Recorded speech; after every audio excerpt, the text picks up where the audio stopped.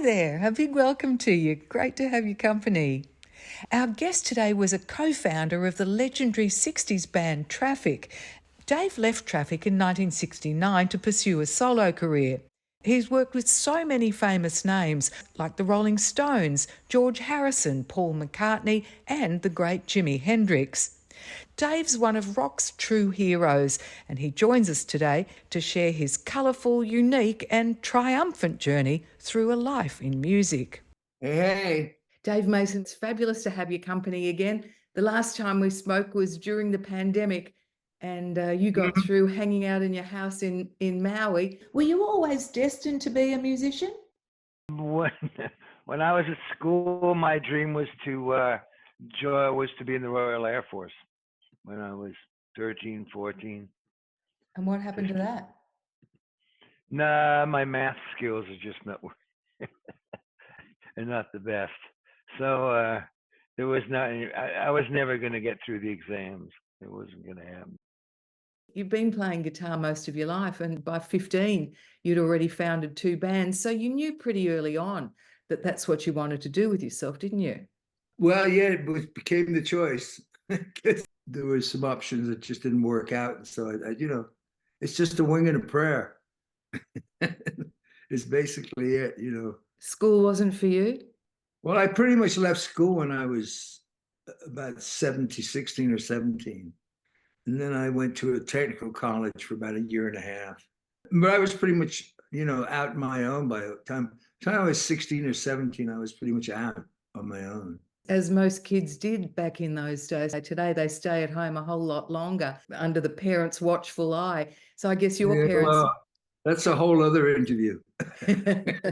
Okay, leave that for another time. That's a whole other interview, yeah. How did you meet the guys, Steve Winwood and of course the late great Jim Capaldi and Chris Wood? How did you get together with them in the first place? Jim and I had bands together before Traffic, local bands. The Deep Feeling and the Hellions, right? Yeah, and then we, through playing in Birmingham and stuff, we all met up at a sort of after-hours place. We were fans of the Spencer Davis group. It basically all came about with just 4 guys that just sort of, when they could, spent some time hanging out together, listening to music, getting high. It was just, that's how Traffic started. It was very fashionable to be a band back then, wasn't it? It was what everyone was doing, and it was the way you got the girls too. Well, I suppose it's still the same, bands, there's plenty of bands. What is it, do you think, about being in a band that makes the girls go a bit crazy? God, I have no idea. If we could bottle it, we'd make a fortune. You're already making a fortune. Somebody is. Fair enough. What I can't believe is that some of those songs that you did as Traffic are still just as fresh and new today as they were back then. Does that surprise you? Well, as I say, it's either good music or it isn't good music, and good music lasts. I listen to classical, jazz. I listen to great music. Whether it's old or new is irrelevant to me. Music is timeless. It's either good or it isn't. So I listen to all kinds of music. Can you think of any music that you like today that we'll be talking about in 50 years' time? God, I have no idea. I'm sure you'll still be talking about Mozart. Good answer. Absolutely. At the age of 19 in 1967, Dave wrote Hole in My Shoe for Traffic. The song became a huge hit, but Dave still cringes when he hears it today. Yeah, well, yes, that was the first song I ever wrote, and that was their biggest hit single. Went to number 2. It went to Engelbert Humperdinck kept it from number 1. What did you write it about? Did you actually have a hole in your shoe? It was, believe it or not, it's the first song I'd ever written, i.e. myself just wrote the whole thing. And it was very much of the time. I was 19, 20 years old, but you think you know everything, but you don't, I'm just trying, because I didn't know. The great part about when you're that age is that because, you don't know what not to do, it pushes the boundaries, so you sometimes come up with great stuff. So that's basically where it was at for me. I had to And find out what it could do. I was just, you playing, know, mucking around. right. It was 1967, and shortly after Hole in My Shoe was released, Dave decided to leave the band. He recorded the solo single Little Woman, and early the next year decided to rejoin Traffic. So what was it about that group for him? I think the real magic of it was, unfortunately, part of the thing that broke it up in the end, i.e., as far as the four of us, and that was though we all shared a love of a lot of similar music. The differences is what made things, I think, as strong as it was. So it was a great little combo, but it was not for me to finish up being there in the end. And yet he had come back again, this time to write the song Feelin' All Right. Feelin' All Right was apparently a song expressing Dave's ambivalence about his association with the other members of Traffic, and it was released as the first single off the second album in 1968. Incredibly, the single didn't chart, but the song would go on to become Dave Mason's signature tune, particularly after it was covered by Joe Cocker the following year. That was when I had written some of those songs on the first Traffic album, which they were rather, it's like, oh my God, if I want to write, I need some kind of life experience, because me, I have like zero. I'm from upper middle class family from the heartland of England. So, my street smarts were zip and zero. If you're writing songs, you're writing about life. You're gonna, so I don't know. I just decided to take some time off and really kind of sort of think about some things. I actually went to Greece, to the island of Hydra, and that's where I wrote "Feeling All Right." I went with a little bag and a guitar. What were you feeling all right about? Feeling all right. The song is not about feeling all right. It's about not feeling too good myself. What were you not feeling too good? It's the original, the real title originally the way I wrote it is a question mark. It's a question. So what are you writing about? What does anybody write about songs? They're all love songs. Even the hate songs are love songs. They're all love songs about something or someone or something. But you're not going to tell me specifically what that one was about, huh? Not really. You can wait for the book. The book's only you know and I know. And then everything you ever wanted to know and more. Then you left Traffic. Why did that come to an end for you? Well, again, that's the book. Oh, Dave. That's the book. Otherwise, it'd be like The Illusionist showing you how the trick was done. Whoa, you're being very cagey here. No, I can't give that away. It's the book. Get the book. Everybody get the book. And you're not giving away any secrets that have gone into that book. Oh gosh, no, I can't do that. I can tease a little bit though. Which bits are you going to tease for me? I don't know. It depends on what question you ask me. You're putting it back on me. Okay. I got a feeling that when we last spoke, you'd already started that book. Has it been a work in progress for some years? Yeah, it's been I think over 2 years. My co-writer, Chris Epting, thank God, otherwise times, places, and certain events, I would never. I mean, I don't really, the past, I only revisit this when I do things like this. Otherwise, I'm not really thinking about it. No, I remember you said that too, that you're not one to look back, you're always moving forward and never looking behind you. I think that's probably a very good philosophy on life. Is it one you've adopted all along? I don't know. It's just me. That's my nature, I guess. It must stand you in good stead, so it doesn't leave any room for regret. Well, there's always regret, but I just regret and all that stuff. It's like going on a vacation with too much luggage.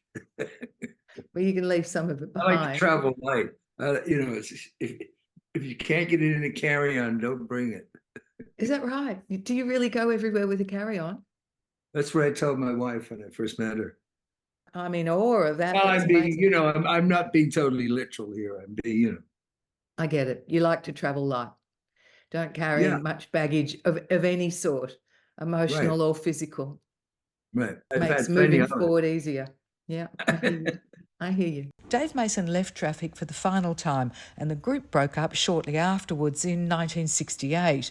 Steve Winwood joined Blind Faith, while Dave, Jim Capaldi and Chris Wood teamed up with Mick Weaver to form the short-lived Wooden Frog. Dave says he was pretty happy with who he was. I'm part of that era where it all sort of more or less started in the 50s, rock and roll. There was great stuff that was done. I mean, I'm glad that I'm from that period. I mean, I'm from when it more or less started. Yeah. And what of his relationship with Steve Winwood? You'll have to keep listening to find out. How's your relationship with Steve these days? I have no idea. Right. Say no more. I hear you. And I haven't had any clue for a long time, so I don't know. Right. Obviously not something that you miss. Dave Mason and Steve Winwood had had a turbulent time together as part of Traffic, clashing primarily because of differing musical visions and artistic approaches. Dave had been oriented towards psychedelic pop and felt that his contributions weren't valued by the other guys, who were moving towards more of a folk blues style. Ultimately, Steve Winwood's dissatisfaction with Dave's contributions led to a final pointed dismissal. After his exit from Traffic, Dave took himself to Los Angeles to join Delaney and Bonnie and Friends. By 1970, David signed a solo contract and began a notable career as a session musician, during which time he played and recorded with a wide range of incredible artists like the Rolling Stones, George Harrison, Paul McCartney, and his favourite, Jimi Hendrix. I did get to spend time with him, fortunately, very lucky, and I finished up through that recording on Electric Ladyland, playing acoustic guitar all along the Watchtower, actually singing on Crosstown Traffic. And then there's about 3 or 4 tracks of me playing bass and sitar that we did that I'm not sure what happened, though I think a couple of them are sort of, I think, escaped, and I've heard recently. So, but yeah, Hendrix was something. I've been fortunate in having made music with some, each in their own way, the great and best of what that had to offer. To pick any one is kind of, I mean, of any, of course, for me as a guitar player, I have to pick the time with Hendrix. He was also so unique, as well as being a great guitar player. That one would have to stand out. There's some great people I've been fortunate to work with. There's a lot of great guitar players, but there aren't any more Jimi Hendrix. Why is that? No, more Jimi Hendrix. In the same way there's never been another Elvis Presley. Right. It's just, he was that unique. A lot of great players, a lot of incredible guitar players, but he just had something else and very innovative. So is it a God-given talent? Is it something that's in your DNA that's... Yeah, I get, yeah. There are those little flashes of things that come out. Guitarists I know, all they would want to be is as good as Dave Mason. They would aspire to... God bless them. But it's true. They would aspire to reach the heights that you have reached in terms of your playing prowess, your musicianship. I mean, for you, that's been a lot of hard work, a lot of practice over the years, right? That's how you've gotten to where you are. Yeah, just keep going. Keep going. Were there times when you thought you might give it up? Sure. It's all in the book. Hey, you said you could tease a few things here. I'm not hearing too many teasers coming out of you. Yeah, I mean, it's all there. I mean, it's my story. It's my journey up until now is there in that book. Okay. Yeah. And there's some highlights like Hendrix, like McCartney, like there are musical things, but it's, it's my story. It's what happened, what should have happened, what could have happened, All right, stop there. What should have happened, Dave Mason? A lot of things. I should have been smarter when I was younger. Okay. What could have happened? I'm a country boy. I just fell off the turnip truck. I had no idea. It's a common story. So suffice to say, if you were to start it all again with the wisdom of hindsight, you'd do it differently. I'm sure I would. In what sense? In the business sense? Well, that for sure. Would have taken care of that better, more diligent. Yeah, basically, I mean, that probably, wouldn't have done quite so much research and things like that. What do you mean research? What research did It's you in the do? book. You can read it all in the book. It's all in the book. Oh, you're certainly keeping it very close to your chest. Is there someone dead or alive now that you wished you'd played with that you haven't? Would like to have recorded some stuff with Bonnie Raitt. Well, That that can would be still cool. happen. Off the top of my head, I just can't think. She's the most immediate person I can think of. Why Bonnie? What do you like about her? I love her. She's great. She's singing is great. Plays great slide guitar. Brassy redhead. Just your type. It's my type. Hey, you've got a new song out now that's called Mangoes. People can pick that up from your website, which is davemasonmusic.com. The proceeds of that you donated to the Maui Food Bank after the destruction that happened there. Can you tell us a little bit about that? Basically, I was when we were stuck and trapped over there in Maui through COVID, which thank God we had that place. And frankly, it was great. Having a year off for me was after, pretty much going at it for 58 years or so, was great to have the time off. But it's a small little house. It's nothing big, but we have a big, huge mango tree in the back garden that produces, I'm told by people who've been there for some time, some of the better mangoes.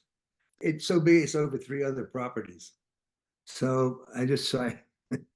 And then there's this place down in South Kihei, and it's called the Minihuni Shores. And that word just was like, I got to write something with that word Minihuni in it. So between the Minihuni and the mangoes, came up with this song. Yeah, so we hope that, I put it up on the website, hope it, some people will pick it up, and we donate half the money to whatever relief in Maui. With a pedigree like Dave's, whatever he records sounds great. What does he think the key to his success is, and why the book? I don't know. I'm just a singer guitar player. What the big deal? Yeah, but you are a big deal, but you're also a singer guitar player who's obviously kept a lot of things close to your chest.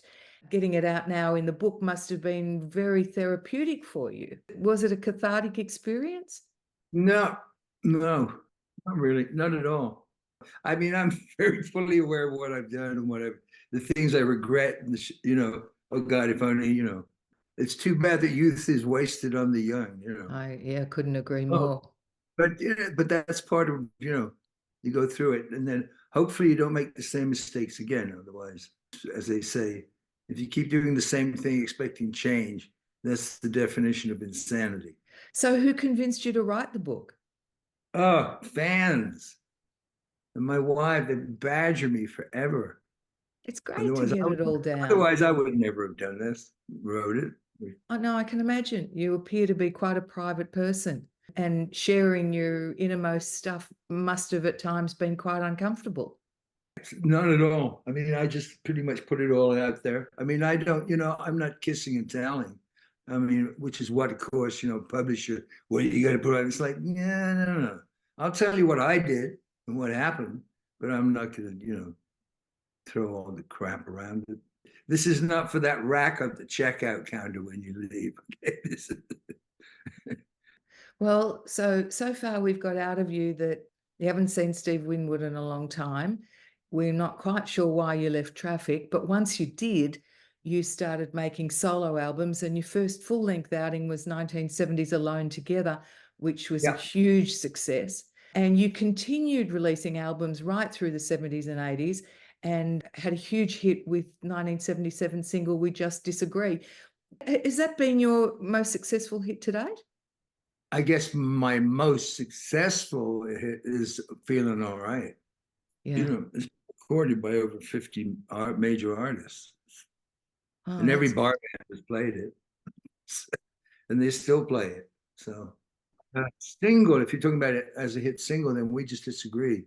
Is which was written by guitar player Jim Krieger, that was with me for about 18 years. Do you still have to pinch yourself when you hear, say, Feeling All Right on the radio covered by someone else? I can't imagine how that would feel 50 something years later going, wow, this song still lives. How does that feel for you?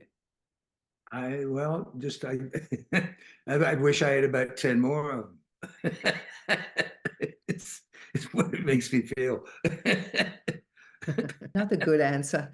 It was Joe Cocker's Feeling All Right that really set the world on fire. His was the most popular version of the song. He even included it in his rain-soaked set at Woodstock.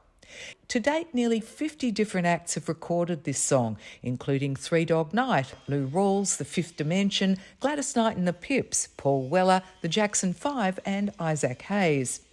Joe Cocker's version, though, became the classic rock staple, and in 1972, after Grand Funk Railroad charted with the song, Cocker's was re-released.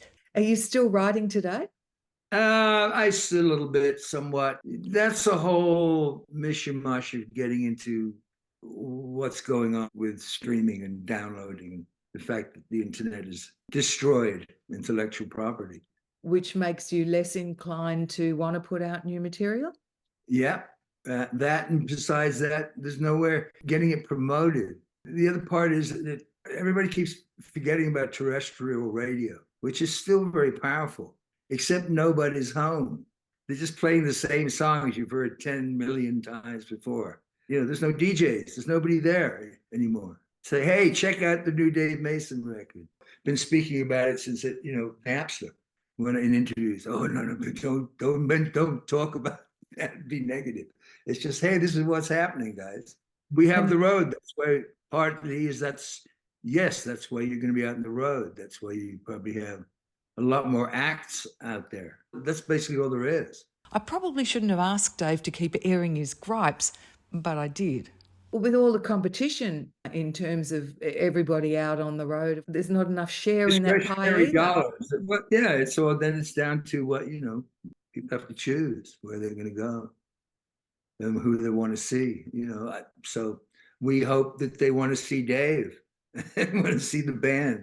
If you still love the real shit, live music, there's no dancing girls, there's no smoke bombs, then that's what we do. And just hopefully couple with some great songs and perhaps some stories, and we try to have fun. I mean, basically, we're out there just trying to have fun for ourselves on stage. That way, hopefully, the audience picks up on it, and they walk out of there feeling better than they did than when they walked in. Feeling all right. The game for me, and I feel great too. You've released a compilation called Alone Together Again. Can you tell me a little bit about that? Alone Together Again, I just redid my very first solo album, which in the US was huge. And so it's 50 years later, but part of it is I just sort of started re-recording it, redoing it. I was kind of more or less for my own amusement in the beginning. I mean, I started doing it over 10 years ago, pretty much. And then it just developed into, well, it's the 50-year anniversary. So it's the Alone Together album redone. There's a few things on there that I think are better. There's a song in there that's totally rearranged into a more contemporary form. But the packaging is the same, which had this multicolored album. Does it amaze you that vinyl's made such a comeback? Yeah. I mean, yes and no, I suppose. I mean, it's great. You need to be tactile with stuff. It's just, the internet's great and all that stuff, but somewhere you need to actually get out there and touch it and see it, feel it. So I think people like that. And there is for people, especially audiophiles, and those people there is a difference audio-wise, analog. Redoing my album, I mean, I had no idea who else or what else does that. It happened that Cat Stevens, I guess, did the same thing, coincidentally. Walk me through a couple of your favourite tracks from this one. Which one are you most proud of? Well, It's like you said, that's like picking, you know, the kids thing. You can't really, for the most part on this album, redoing as authentically as possible what I did, but with some variational changes. One song is a major difference. It's totally different, which is World in Changes. It's totally new the way I've done it from the way I originally did it. Why did you Sad- change that up? I did that like a while back just to play around with my songs. And I just love the version. It came out great. And it's like the other song is Sad and Deep as You. To me, is so much better than the original. Are you getting better with age? Like a fine wine. While ageing obviously suits him in terms of his music, Dave still struggles with the internet and the state of the music industry today.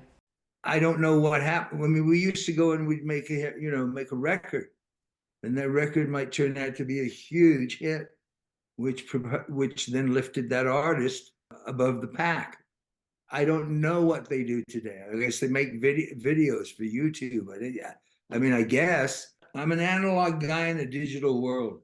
I really do not spend any time on this thing at all, other than if I'm doing some research or I'm looking for something, or I need something for this, to get equipment wise. So do you So, worry? Do you worry for the future of music? It's not so much about the music, and it's a lot of it's showbiz. It's been, entertainment is a huge industry, and it's encased, encapsulated, and categorized, and put out that way. It's always the biggest part when you talk pop music. I mean, you're talking about pre-teenagers and teenagers. They're still, and the only other category really is country. Is the only thing really happening there. I guess there's blues, but there's people that still will go out and search all the other kinds of music. But but writing and trying to create a new album of sorts is on so many levels, other than just for personal satisfaction, is very, very unrewarding and frustrating, because it's not there for your product to be to generate what it should. I mean, it's like anything. This is what I do. Is 90% is all technical. It's all manual stuff, and the rest of it is kind of, you have 90% is work. That's what it entails. Like any work, we have a whole section of our work that we aren't getting that we're not getting the recompense correctly for, as anybody is doing, because unfortunately, words and music and all that stuff has been turned into zeros and ones, and it's out there in this ether. So, Pandora is out of the box. So it's a little hard to put the liquid back in the bottle. All we have left is we have the road, we have touring. That's all pretty much for everybody, which I've been doing since I was 17. Don't you get sick of touring? Well, no, because I like playing. So, the one goes for the other. And when you're not on tour, do you sit at home playing half the day too? Mostly, well, right now for the last year or so, and for the next probably year and a half, we're remodeling a place here in Nevada. So you've got other projects. That's the big project. Do you have to actually keep up your chops by practicing when you're not on tour? Well, I pick up a guitar for a while every day, mostly just to keep calluses on the fingers. Yeah. So when it comes to new records, I'll make a few things, and we take them on the road, which is really the only place that people will get new music. I'm like the Tupperware guy. It's like, hey, it's me, it's Dave. Yeah, right. Dave's not here. And I guess you can't keep a good artist down. Dave Mason's latest release is called A Shade of Blues. The album features a collection of some fabulous bluesy tracks, including some reimagined traffic standards, and features guest appearances from Michael McDonald and Joe Bonamassa. The album, like the book, are available on his website, davemasonmusic.com. There are some very important people who've been management business in the industry for many, many years that won't take on a new artist because you can't break them. The internet, like everything, is a double-edged sword. Sliced and diced it all up in a way that's sort of not good for artists or writers, for that matter, not just music, for all of them, everybody. I'm hoping that, as with most things, everything old is new again and we'll come full circle and it'll go back to the way it was. But in the interim, you wouldn't advise kids to go into the music business as it stands right now, If that's their passion, absolutely I would. Yeah. If it's their passion, then yeah, you go pursue it. But I would have sort of my eye on something a little more secure too, if possible. You know, I mean, like anything, it's a passion. You have to have a passion for it, for whatever it is you're doing. Given that you're someone who doesn't look back and looks to the future, how do you feel about the future? As a general thing, does it worry you, or are there bits of it that Everything still worries. No. Hey, it's whatever it is, you know. We're all just passing through. I'm just trying to leave it the best I can, you know. That's it for me. It's a journey. Trying to leave some things in a better place than I found them, you know. Dave Mason, what a joy chatting with you again, even though you're completely evasive. You didn't tease out a thing. I've obviously asked the wrong questions. But you get a free book. I'll hold you to that. Congratulations on the book. Congratulations on all the music. Great talking to you as always, Dave Mason. You look after yourself. Take care. And thanks for spending the time with us. All the best. You're welcome. Thank you. Bye now. Bye.